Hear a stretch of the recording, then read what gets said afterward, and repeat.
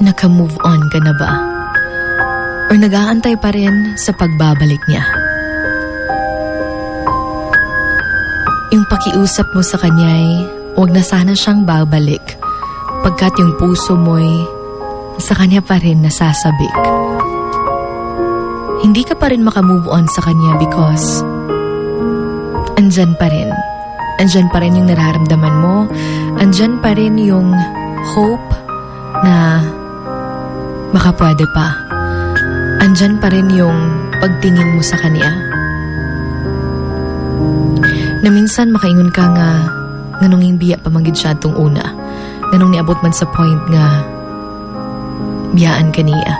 And then now, ubalik siya nga murag wala lang nahitabo sa inyong duha. Kaya kadalasang hiling ng karamihan na minsang iniwan na sanay huwag ka nalang bumalik. Because okay na ako. Unti-unti na akong nakaka-move on. Unti-unti ko nang nakikita yung worth ko. Unti-unti ko nang naipaparamdam sa sarili ko kung gaano ko talaga ito kamahal.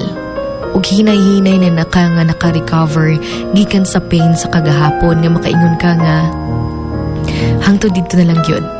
Dili na ko muusab tungod kay pakadasakan time around uulit-ulitin mo lang din. Kaya mahirap para sa iba na nag-move on, especially if naka sa moving on nga stage. Especially if naka sa healing nga stage because maraming mga bagay na yung gusto mong mangyari.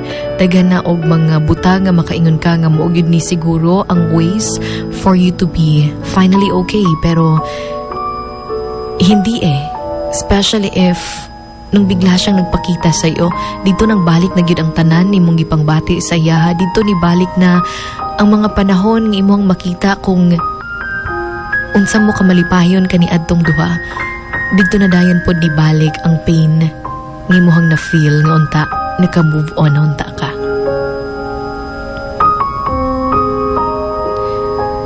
But remember to still be thankful for those times, for the hard times, dahil yun yung nagmumold sa'yo to be a better one, to be a better individual. Tungod kay namag yung mga tao nga moabot sa tong life nga maghatag og lessons, na yung mga tao nga moabot pod sa tong life nga mohawa ra pod dayon. At may mga tao din talaga na dumadating sa buhay natin na talagang mananatili, and you should keep those people.